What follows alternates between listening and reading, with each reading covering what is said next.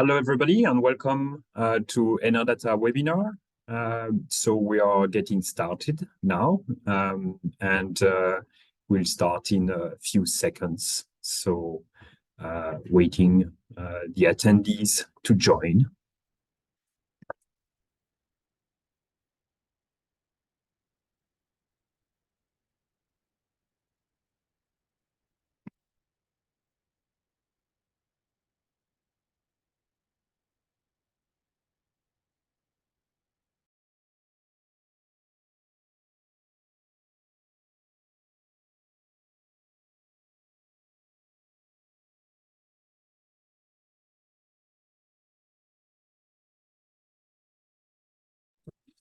So yeah, just waiting a few more seconds that people join and we'll get started.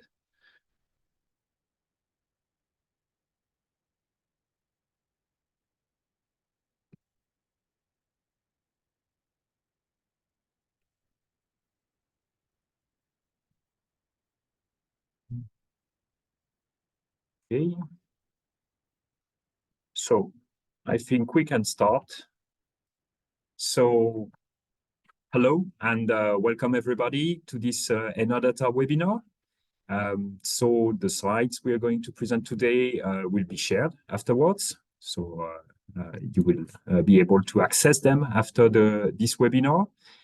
This webinar will have a duration of 1 hour. We will have globally 35 to 40 minutes of presentation, followed by Q&A of 10 to 20 minutes. So globally 1 hour maximum. Please ask any question you have at any time during the presentation. And as I mentioned, we will address them at the end. So basically, I think just to introduce, I'm Fabrice Poulin. To introduce myself, I'm Fabrice Poulin. I'm the head of Clean Tech Department of Enadata. So today, the topic is clean ammonia, and both talking about the supply chain, the market, and the perspective for this new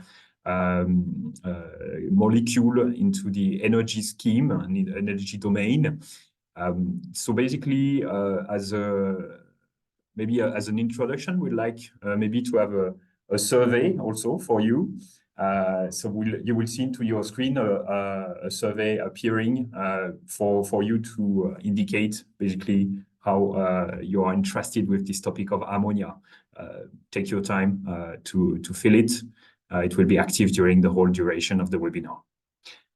So I have together with me Cyril Asselmeyer, that is my colleague. We will both present. I will introduce a few slides and Cyril will then follow up. Let's get started with the first slides and basically discuss with you for ammonia into the energy domain where we stand. So why ammonia for energy? So as you know, Enadata is a consulting company in the energy field. So we are dealing with all types of technologies for the energy, and ammonia is getting now into the picture because beyond its main role as a feedstock, we basically have ammonia that is now being used and being envisioned for energy usage as well. So as some of you know from the chemistry courses, it is made of one atom of nitrogen and 3 atoms of hydrogen. And as such, thanks to its content of hydrogen, it has the possibility to address energy needs. So the first one is by decomposing the hydrogen from the ammonia. And so what we call cracking, basically splitting the molecule and extracting the hydrogen. And then you have all the usage of hydrogen, including, for example, mobility. That is one of the potential usage for energy. But what we are talking about and what is really considered as a serious, let's say, alternative for the usage of ammonia is heavy transportation. and the usage of ammonia directly as a fuel into the engine of, for example, a boat. Likewise, into power plants, hydrogen can be directly used into the power plant generation, so to generate electricity or heat, and this is another usage of energy. So basically, those three uses is an introduction of why ammonia is now being considered into the energy domain. So now I will hand on for the next slides the mic to Cyril to continue. Okay. So here we can see the Sankey diagram for ammonia for the year 2019. So a Sankey diagram is a visualization used to depict a flow from one set of values to another. And here we can see that in 2019, about 20% of ammonia production in the world was done with using coal as a feedstock and as an energy source, while the remainder outside of China was made especially with natural gas through facility that we'll describe later, which are called steam methane reforming units. So around 182 million tons of ammonia are produced on a yearly basis globally, and around half of this ammonia production is used for the synthesis of urea, which is the most widely used nitrogen fertilizer in the world. And also 10 to 20% of ammonia is used to produce nitric acid and ammonium nitrate, which are compounds that can be used both for the production of some nitrogen fertilizers, such as monoammonium phosphate, diammonium phosphate, calcium ammonium nitrate, etc. But ammonium nitrate can also be used to produce various chemical compounds, especially explosives, that can be used, for instance, in mining activities or also for military applications. And around 30% of global ammonia production today is used for a broad range of industrial applications for the production of ammonia heat pumps or textile fibers and many small uses. We can see that we have a lot of secondary reactants that are also used for the synthesis of ammonia. Those are mainly water vapor, as well as oxygen from the air, which is used in coal gasification units and steam methane reforming units.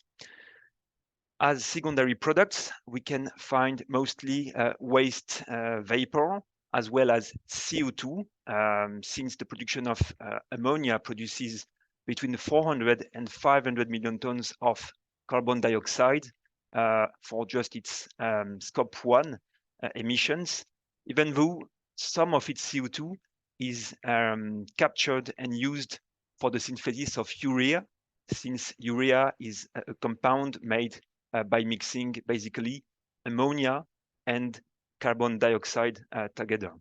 And this CO2 that is used to make urea will be released into the atmosphere later as urea is spread onto crops and is hydrolyzed in the environment.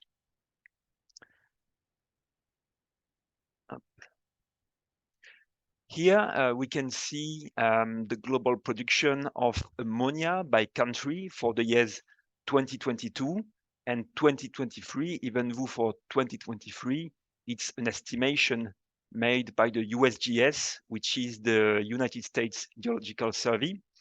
And what we can see with those data is that it's a semi-consolidated market with China dominating global production with around 30% of global ammonia synthesis made in China with coal as a feedstock for the hydrogen supply, while the three following countries, Russia, US, and India, make together between a quarter and a third of global ammonia production. So altogether, the four first countries between China and India produce more than half of global ammonia. Then we have many other countries producing the remainder. What we can see is that among the top producing ammonia countries, we can see Russia and the US, which are rich in natural gas. That's why they have the resources to produce such amounts of ammonia. We can also mention the presence of Trinidad and Tobago, which is a small insular nation offshore Venezuela, which produces a big proportion of the ammonia global production compared to its population, because it has also important natural gas reserves. Also, we can mention the fact that the biggest producing countries are not always the countries that export the most ammonia. For instance, China is the main producer, but it uses its ammonia production domestically, while Russia and the US have other stages. So until recently, Russia was a big exporter of ammonia. It used to export a lot of ammonia through a pipeline going from the city of Tolyatti to Odessa in Ukraine. But due to the current war in Ukraine, this ammonia pipeline has been destroyed, and Russia has lost most of its export capacities recently. The US, on the contrary, was a net importer of ammonia until recently, but it is building several new ammonia plants based on natural gas, and may probably in the middle term become a net exporting country. Sorry. Here, as Fabrice mentioned, ammonia is a molecule containing nitrogen and hydrogen. It contains especially about 83% of nitrogen by mass and around 17% of hydrogen. And depending on the source of the hydrogen that is used for the synthesis, we'll label this ammonia green, gray, or blue. So first of all, we can mention the green ammonia pathway, in which the hydrogen is produced thanks to electrolyzers, which use water and power in order to decompose the water molecule to separate the hydrogen on one side and the oxygen on the other side. So this produces so-called green hydrogen that is used to produce so-called green ammonia. Then, more traditionally, in the world today, we use SMR, so steam methane reforming units, that are facilities that use methane, air, and water vapor in order to produce, among others, hydrogen. This hydrogen will be called gray, but if we add a CCUS facility downstream the hydrogen production, we'll label this hydrogen blue hydrogen, so fossil but with CCUS, and this blue hydrogen can be used to make blue ammonia. Then we have also a new technology that is emerging for greenfield ammonia production plants that use natural gas, which is the ATR, ATR for autothermal reforming units. Those facilities also produce hydrogen with methane, but they are more adapted for blue ammonia in new projects because they produce all their CO2 in a very concentrated stream of CO2, which makes the CCUS step easier and less expensive and less energy consuming as well. So SMR are traditional units, and ATR are the new units for greenfield blue ammonia projects. Also, we need some nitrogen to make the Haber-Bosch synthesis to produce ammonia. And this nitrogen usually can be taken from the air. As we know, about 77% of the Earth's atmosphere is made of dinitrogen. So an ASU, an air separation unit, can be used to separate this nitrogen from the air and use it for ammonia synthesis.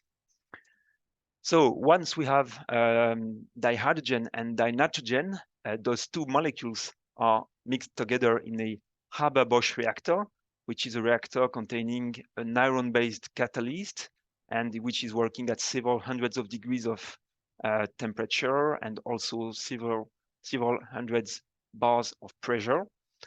And this is where the ammonia synthesis occurs. And it's only a partial reaction. About 20% of the reactants will produce ammonia, but the left reactants, unused H2 and N2, are then reinjected into the loop, not to be wasted, since H2 especially is a very variable compound. It is worth mentioning that in those processes, more than 90% of the energy used for the whole process of producing ammonia is linked to the sourcing of hydrogen. So hydrogen production, either by electrolysis or steam methane reforming, is really the key and the most expensive step. Then once we have the ammonia produced, it can be either stored, shipped to another country, or used directly, usually on site, to produce various kinds of nitrogen fertilizers. Also, it is worth adding that in the past, around a century ago, the green ammonia pathway was already quite widely used. And it's the development of cheap natural gas in the middle of the second half of last century that made steam methane reforming cheaper to produce hydrogen and then ammonia. Here we can see the properties of ammonia and other potential e-fuels compared. What we can see is that the liquid storage temperature of dihydrogen is very hard to reach at minus 253 Celsius degrees. So dihydrogen is a molecule that has qualities, but which is very hard to deal with as a fuel to store and to transport. Ammonia, on the contrary, is rather easy and already stored and shipped on a global scale. It's liquid at minus 33 Celsius degrees. And methanol is even easier to deal with and to manipulate since it's liquid until 20 Celsius degrees at atmospheric temperature. And methane in its liquid form is quite complicated to deal with since it needs to be cooled below 160 Celsius degrees. When we have a look at the volumetric energy density, dihydrogen is actually quite low, even in its liquid form at a bit above 2.3 kilowatt hours per liter, while ammonia is at 3.6, and methanol and especially methane are much more energy dense per unit of volume. Then when we look at the gravimetric energy density, so the energy density per unit of weight, dihydrogen is the most energy dense, followed by liquid methane, and then ammonia and methanol, which have a bit lower energy density. But it's worth mentioning that those metrics are not the only one to be taken into account when one thinks about e-fuels, since there are also problematics of carbon sourcing for the synthesis of carbon-based e-fuels, such as methanol and methane, which could be more difficult to scale at million-ton levels. And of course, economic considerations also need to be considered when thinking about e-fuels. On this slide, we can see the climate impact of the global ammonia and nitrogen fertilizers supply chain. So as mentioned in the second slide, around 430 million tons of carbon dioxide are produced with ammonia synthesis. So that's the scope 1 emissions of CO2 linked to the ammonia plants. We have also some scope 2 emissions linked to the electricity used in this production process. And also, as mentioned previously, when urea, which is a carbon-containing nitrogen fertilizer, when hydrolyzed into the fields by bacteria present in the soil, can release its CO2 into the atmosphere, which is a downstream scope 3 emission. Also, we can mention the elephant in the room when we speak about ammonia, which is nitrous oxide, N2O. So it's a greenhouse gas that is around 300 times more potent on 100 years timescale than CO2. And when nitrogen fertilizers are used in the fields for feeding crops, some bacteria and fungi present in the ground can process excess nitrogen and transform it into nitrous oxide. And this could be responsible for around half of climate impact of the ammonia value chain today. So it's very important parameter to take into account when thinking about nitrogen fertilizers. Here we can see the quite rising nature of green ammonia projects. So as mentioned by the IRENA, which is the International Renewable Energy Agency, 4 years ago, sorry, in 2020, only around 100,000 tons of annual production capacity had been announced for green ammonia, which then rose to 3.5 million tons of announced capacity in 2021. And in 2022, we saw an explosion of the announcements related to hydrogen, green hydrogen, and its derivatives, among which green ammonia. And by the year 2022, around 70 million tons of green ammonia annual production capacity was announced on a global scale. And last year at Enadata, in our proprietary database, we found around 140 million tons of planned green ammonia capacity on a global basis. So the dynamics are very rising here.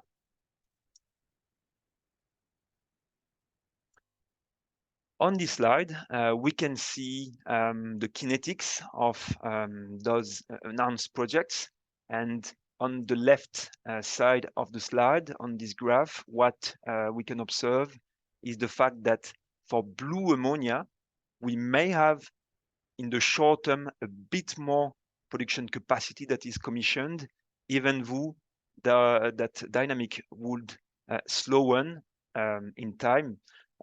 That can be attributed to the fact that some blue ammonia projects are actually brownfield projects, which means that it's simply CCS that is added onto existing ammonia production capacity, gray ammonia production capacity using gas, natural gas.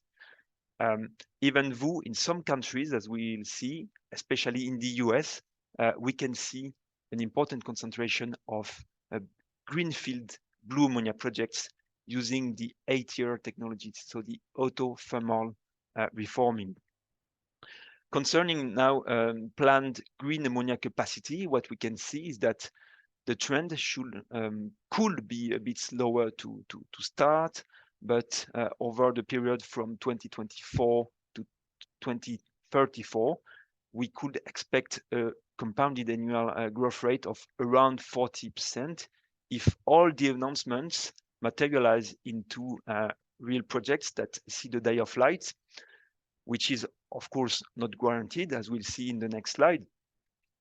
And to give a point of comparison, in 2019, the global gray ammonia production capacity with the current 550 plants globally was around 250 million tons per year, even if it was not used at full capacity, and only 180 million tons approximately were produced.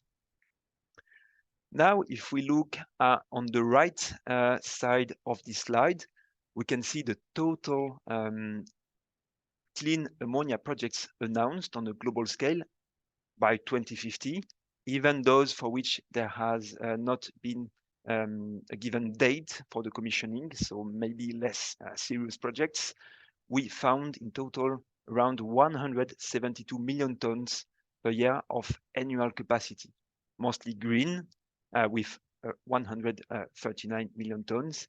Even though blue has a small share with around 33 million tons per year, but blue should come first. And it's worth mentioning as well that many of those projects have been announced at a time when interest rates were very low, and some equipments had not yet seen inflationary pressures increasing their prices. So the context was maybe different. On this slide, we can see a mapping of all the projects we have found at Enadata on a global basis. So those projects were 130. And if we look at the blue ammonia projects, we can see a concentration very clearly in geographies where there is natural gas that is usually quite cheap and abundant, and also favorable regulatory frameworks. The first of which could be the US, in which we see many blue ammonia projects in the Gulf of Mexico, which natural gas traded at the Henry Hub is extremely cheap, abundant, and we also have in the US the IRA incentives that more than compensate the OPEX linked to the CCS for those greenfield ammonia plants based on the ATR technology. So it's actually cheaper for new facilities in this geography to make blue ammonia than gray ammonia.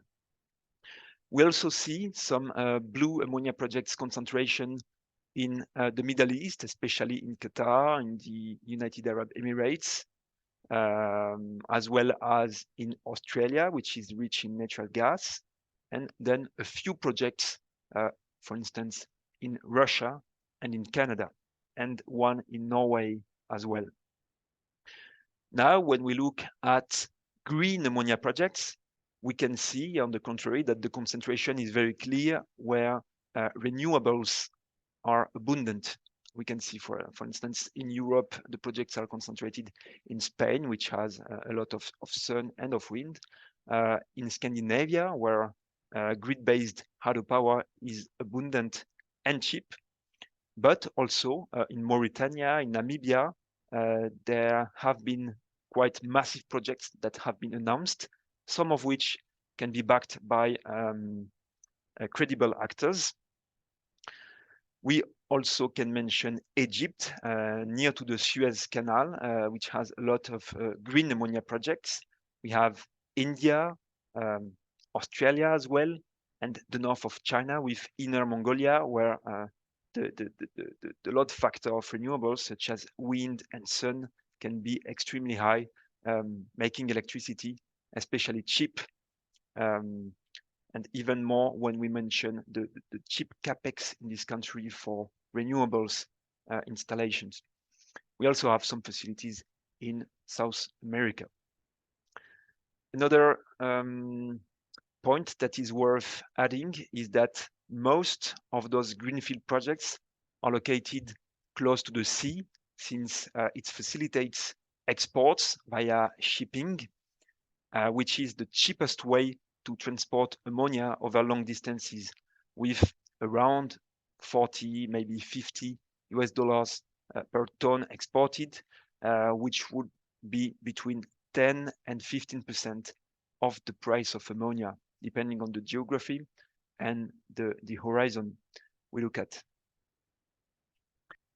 Here we can see the stages of all of those projects we have found. On the left side, we can see the green projects per each geography investigated. So the MENA region is the Middle East and North Africa. So what we can see here once more is that we have more plant capacity for green ammonia than blue ammonia, which is on the right. And blue ammonia projects are concentrated in the Americas. But if we come back to green ammonia on the left, we can see that the vast majority of the announced capacities, especially for Oceania and Asia, are still at very early stages, since such as the announcement stage or the memorandum of understanding. And very few projects for green ammonia and blue ammonia of considerable size, I mean, have reached the FID, which is the final investment decision. But we have found several such projects on various geographies that have reached the FID. In the Americas, most of the capacity we can see for blue ammonia are actually located, as we saw, in the Gulf of Mexico. And yeah, what is delaying those projects is, as we saw, the inflationary pressures on many equipments, especially electrolyzers, but also the very high cost of capital at the moment. And since we are dealing with extremely capital intensive projects, because for 1 million ton of green ammonia capacity, 1.2 million ton, we need 2 gigawatts of electrolyzers and 4 gigawatts of variable renewables. So the cost of capital is actually paramount for such for the financial viability of those green energy projects. Here we can see the supply, the value chain of ammonia. Sorry. So first we can mention the technology providers, which are the company who own the technologies to make a hydrogen production facility, such as a SMR, an ATR, or electrolyzers, and of course the Haber-Bosch loop. We can also see that downstream we have the EPC companies, so the engineering, procurement, and construction companies who actually design and build those plants. And usually the technology providers are also the EPC companies. We can mention the French company Air Liquide, which has technologies of autothermal reforming units, as well as steam methane reforming units, as well as electrolyzers, and other companies such as KBR or ThyssenKrupp. We have also downstream the actual ammonia producers, which are the company who own the ammonia plants and produce the commodity to sell it on the markets or to use it themselves. Such companies can be CF in the US, or Yara, which is a quite integrated company present at various levels of the supply chain. So Yara is also a storage unit operator, such as Vopak as well. And storage unit operators are companies that own and manage storage units, such as the ones we can see on this picture, which store ammonia at liquid state at minus 33 Celsius degrees. Then we also have some trading companies, such as Clarkson, which are firms that buy and sell ammonia on the international markets in order to gain value from those trades, and which also smooth the price of the commodity on the market when the market is functioning right. And finally, we have the end users, which are the companies that use the ammonia to produce many kinds of commodities, such as nitrogen fertilizers. So we can find CF, Yara, OCI, and all other main fertilizers companies. But we also have plenty of small chemical companies that produce a broad range of compounds using this ammonia. So this is, of course, a non-exhaustive list of companies located on the ammonia value chain.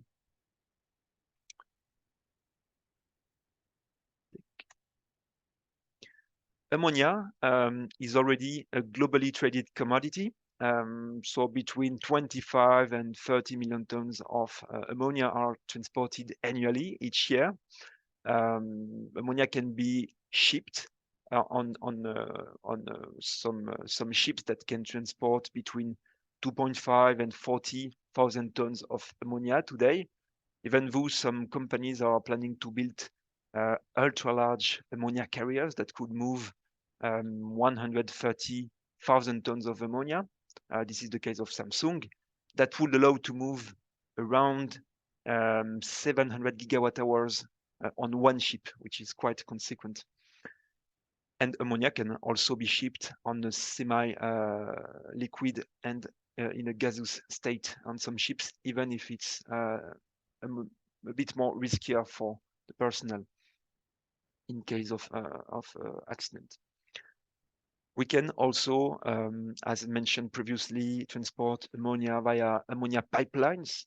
So there was this huge ammonia pipeline between the city of Tolyatti in Russia and the port of Odessa in southwestern Ukraine, a pipeline that was 2.4 thousand kilometers long, transporting several million tons of ammonia per year.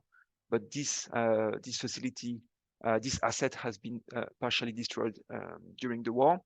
There is also another huge pipeline of relatively similar dimensions in the US, which transports ammonia made with fossil methane in the Gulf of Mexico to the Corn Belt region, where it is used as a fertilizer.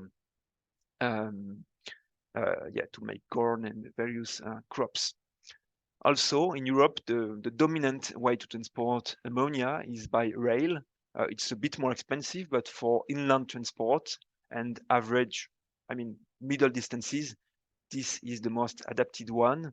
And finally, also trucks can transport ammonia by road, but it's the most expensive and the most energy intensive way to transport this chemical compound. As we saw at the beginning, around 180 million tons of ammonia are produced on a yearly basis nowadays. And the current uses of ammonia, so 70% fertilizers and 30% various chemical uses, should grow very moderately over the coming decades at around 1 or 2% of compounded annual growth rate. And the bulk of new volumes of ammonia used in the world by 2050, in a quarter century, should come from new ammonia energy uses. So the first of which should be the use of ammonia as a bunker fuel to fuel ships for global trade, so especially container ships, even though it will be less adapted for ships carrying many people, such as cruise ships, due to the safety the safety problems of ammonia. It remains a toxic compound, so we don't want to use it in ships carrying thousands of people. And some uses for which the volumes are not yet quite clear are the use of ammonia for electricity production in both power plants having boilers, such as coal power plants, in which ammonia can be added to coal in order to diminish the amount of coal burned. But some companies, such as Mitsubishi Heavy Industry, for instance, also develop gas turbine, which could work with ammonia, which are close to reaching the market. This would allow, of course, a better efficiency, and such power plants could be located near ports trading ammonia, such as is the case today for some power plants using LNG or coal in some countries. And of course, we have the potential development of ammonia used to move hydrogen from cheap producing countries such as Australia, Namibia, etc. So renewables rich countries. So this hydrogen could be used to make ammonia, and ammonia could be exported to importing countries and then cracked in order to release on one side nitrogen sent to the atmosphere and hydrogen that could be injected in the grids once those grids exist. And concerning the production, so today we have those 180 million tons of gray ammonia. So gray ammonia production should decay over time, both because some very old plants may be decommissioned in the coming years, and others should be transformed into blue ammonia plants by the addition of CCS to recover the carbon dioxide produced in the process. While the bulk of new ammonia production capacities should come from green ammonia. And that will change the geography of ammonia production, since those greenfield projects, those new factories producing ammonia, may be located in cheap renewables countries, while today the ammonia plants are concentrated in ammonia consuming countries. So to conclude on ammonia, we can mention the fact that on the qualities, it's an already mature supply chain. We already know very well to synthesize this compound for more than a century, how to store it, to transport it, and to distribute it. The norms, the regulations are already in place. There is also no need for carbon neutral CO2 in producing this e-fuel, which is a huge differentiating factor compared to e-ammonia, e-kerosene, and e-fuel containing carbon, since those other e-fuels can be very much constrained in their development by the scarcity of carbon dioxide, at least the one that is biogenic or coming from direct air capture. Ammonia, therefore, is the only hydrogen derivative that could be mass produced with current technologies and which does not rely on a bet on direct air capture. So that's really a huge point for ammonia. It also has lower flammability than alternatives. So for some things, it might appear safer, even if it's still very corrosive and toxic to human beings. We have a wide range of market opportunities. So even though, let's say, the use of ammonia for power generation doesn't develop, we still have the use for fertilizers, for bunker fuels, and for hydrogen transport. So it decreases the risk of investing into this compound. Ammonia is already, we already have an engine compatible with ammonia for ships made by Wingede in Switzerland, or Verdila, or also MAN Energy Solutions. And ammonia has relatively low shipping costs at, let's say, 40 to 50 US dollars per ton. But we need a 10x upscale of ammonia infrastructures with much bigger storage facilities, more bunkering facilities as well. And all of that is very capex intensive. And we can mention the fact that the retrofit of current ships to work with ammonia is usually not economically justified, since many complicated things need to be done, such as replacing pipes by double-walled pipes, a much stronger ventilation on board, more sensors to detect ammonia leaks. So it's rather for new built ships. And the transport of ammonia, of hydrogen as ammonia, involves a cracking step, requiring a lot of energy and decreasing the overall yield. It's a toxic, corrosive molecule, so it really needs to be taken into account for the consumption of ships. And the combustion can release N2O and NOx, which are undesirable compounds, even though those can be degraded thanks to selective catalytic reduction. And the regulatory aspects of ammonia use as a bunker fuel are not yet totally finalized. So I now hand over to Fabrice for concluding remarks. Thank you, Cyril, for this exhaustive overview of the report. So that's the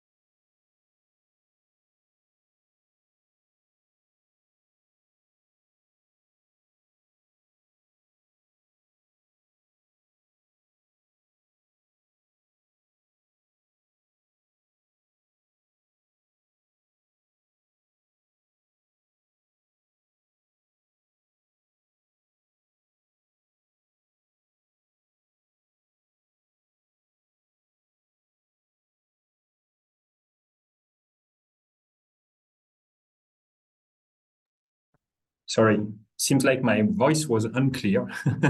And so just to repeat what I mentioned, basically, this webinar is based on a report that we have released with the content you're seeing at the moment. And my colleagues have just initiated a survey to get a little bit your understanding and questions of ammonia, and where would you see some questions or items you would like to dig up. We can move on now to the Q&A session. So let's move on a few slides.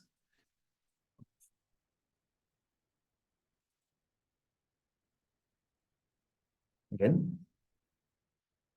So first question from Thomas. So where is clean ammonia going to develop geographically? So I think that covers both blue and green ammonia. Cyril, do you want to take this one? Yes, of course.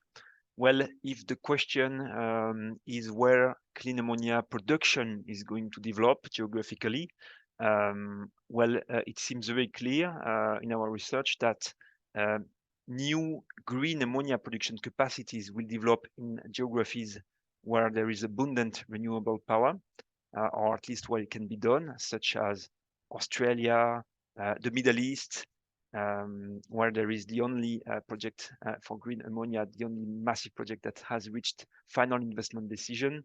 But there are also some important, massive projects in Africa, in Namibia, in Mauritania, also in India.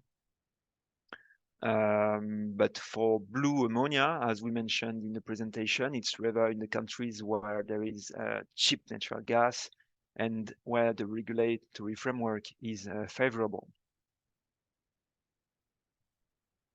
I don't know if that answers.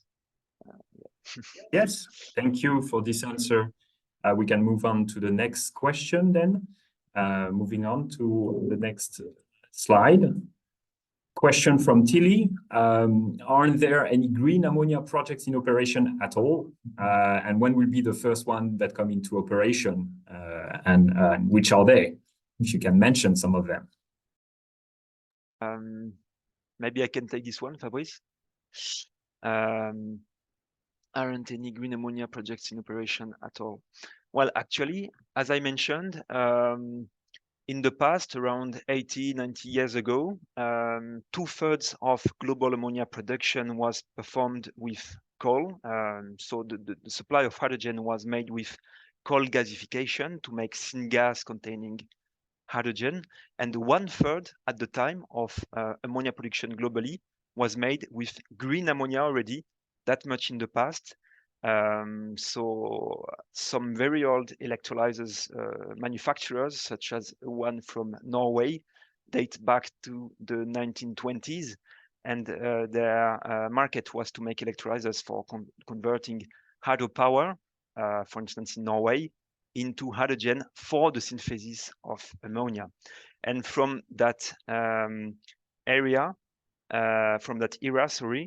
some plants of green ammonia remain. There is one in Peru, a very old plant that is still operating from that time. So that's the last generation green ammonia plants.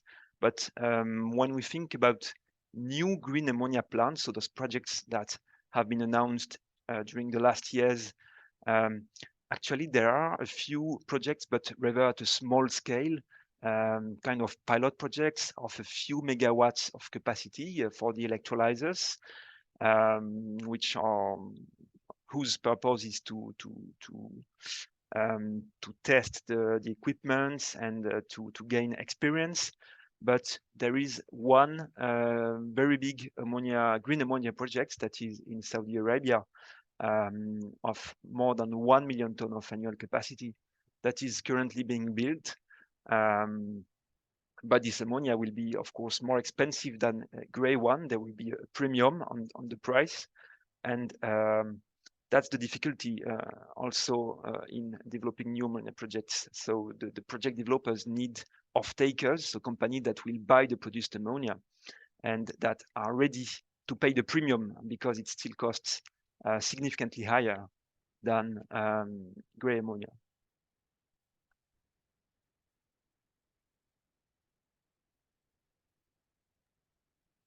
Okay.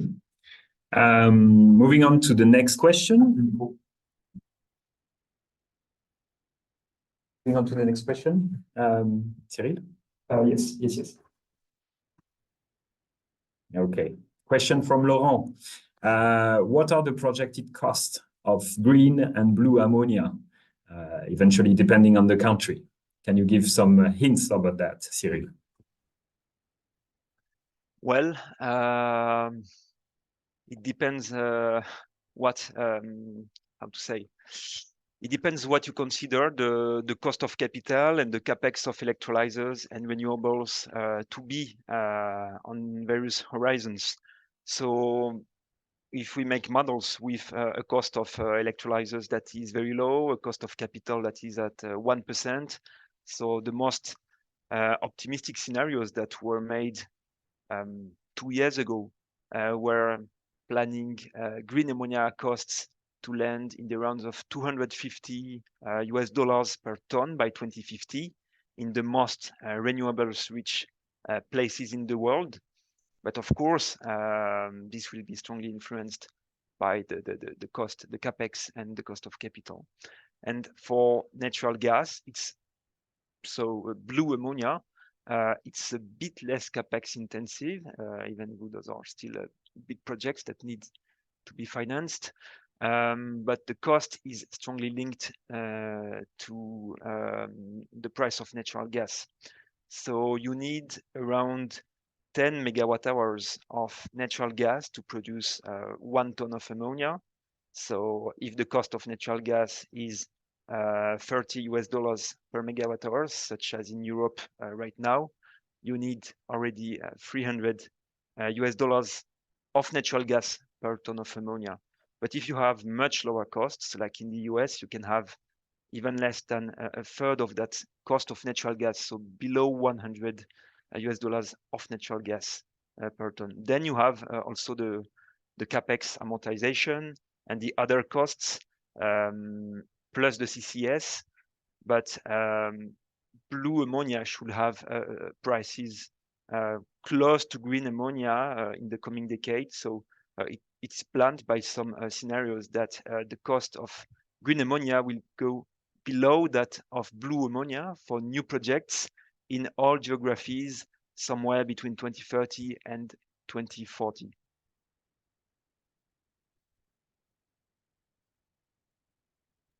Okay, thank you, Cyril. Moving on, plenty of questions appearing to the next slide. Another question, I think maybe this was partly answered previously, the green ammonia on the African continent. Do you want maybe to add a few details or? Yes, we can add a few things. So one of the major projects on the African continent, the one which is really supersized, so to say, is the project of CWP in Mauritania, which is more than 10 million tons of annual production plan. So it's very consequent. It remains to be seen if such projects can reach final investment decision soon. Even though such a project is backed by actors that have some credibility, such as the Copenhagen Infrastructure Fund. But until there is more clarity about the lower cost of capital, the central banks decreasing interest rates, and a material decrease in the cost of electrolyzers, it is maybe hard to see such huge projects coming to reality anytime soon. But a lot of capacity is planned in Africa. There is also Namibia, which has excellent conditions.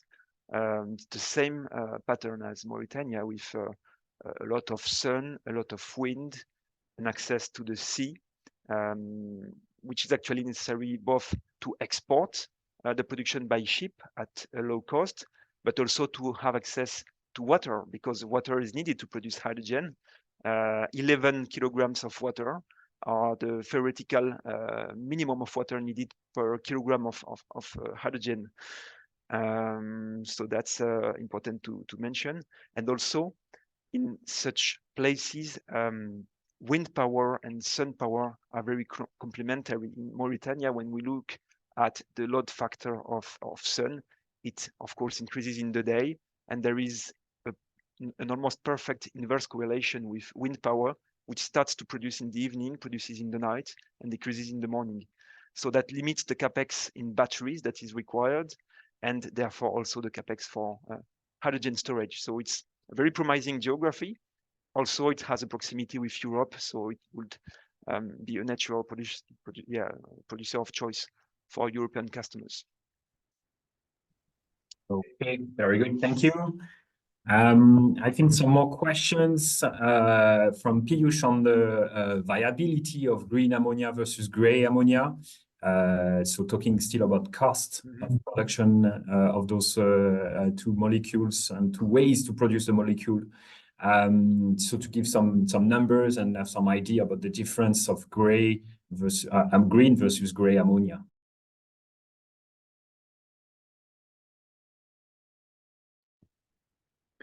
Well, I can take this one if you want. Okay, so well, obviously today green ammonia, as we saw, is more expensive than gray ammonia. During the gas crisis, after the start of the war in Ukraine, the cost of gray ammonia rose so much that it made for a few weeks green ammonia a credible alternative, but this did not last long. Today, depending on the geography of production, ammonia is traded in the rounds of $400 per ton, and it is expected by the IEA that by 2030, new green ammonia projects could produce between $600 and $700 per ton. So that would be a premium of around 50%, 50-60%, so still important, but we would get in the same order of magnitude as gray ammonia. But green ammonia needs to be compared as well with blue ammonia, because if we put a price on carbon, that's what could move the needle and make ammonia competitive with blue. So it's really important to have a price on carbon. The higher, the better. And that helps to make traditional gray ammonia more expensive and to give some viability to green ammonia projects.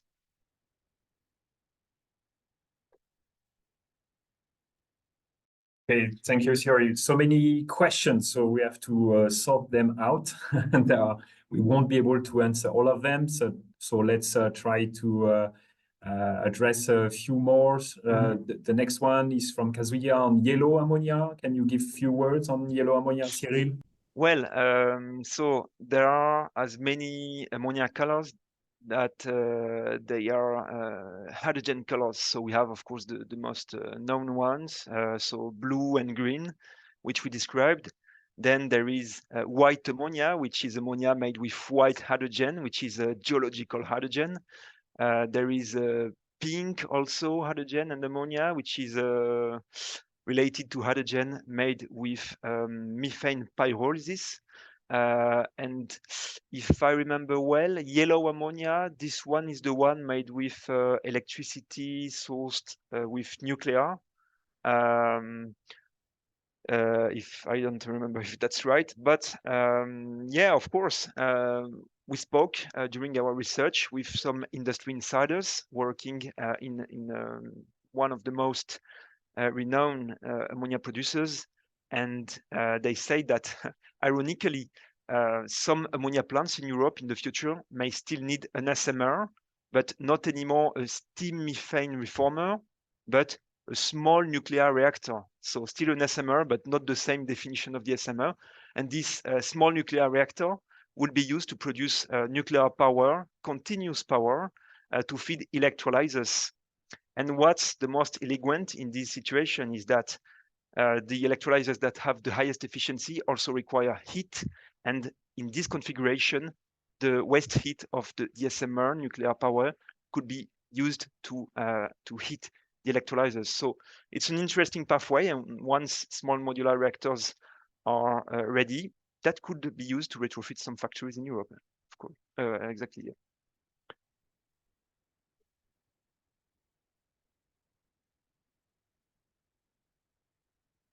Sorry. Another question, maybe a more extensive question on the energy losses in the supply chain and in the construction of the ammonia molecule, in particular for when used as a hydrogen in the heavy industrial process, for example, such as steel.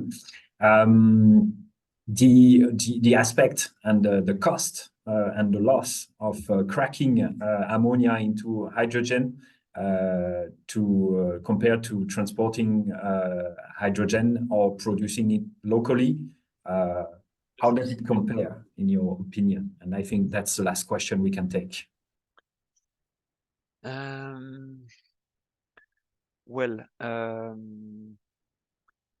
So what seems to be clear and what has been confirmed by the industry insiders we have interviewed is that the direct use of ammonia in importing countries is the no-brainer, because if you use ammonia directly in a power plant, or maybe in the future in a plant producing clinker for cement, or why not a steel plant, there has been some research for doing iron direct reduction with ammonia directly. So when you are able to use this ammonia directly without the cracking step, that's quite interesting, because you don't have the energy losses linked with ammonia cracking. Because when you crack ammonia, you lose between 10 and 15, maybe 20% of the energy content of the molecule. So that increases the costs, since cracking is done at very high temperature in very hot conditions. But how does it compare to H2 transport? Well, H2 transport is not done at massive scale today. There has been some trials of hydrogen transport at a liquid state between Australia and Japan, but it had not given exceptional results. And it's hard to compare something that is very mature, very well controlled, and something that's still nascent. So, yeah. Thank you, Cyril. So sorry we could not answer all the questions during this webinar. We have to close now. And I propose that we come back to you on your questions by email. We will contact you and answer those remaining questions. There were so many questions. So thank you very much for attending and for joining us today. We'll definitely can keep in touch and get to discuss further details on our knowledge of this topic. Thank you again, and have a very good day.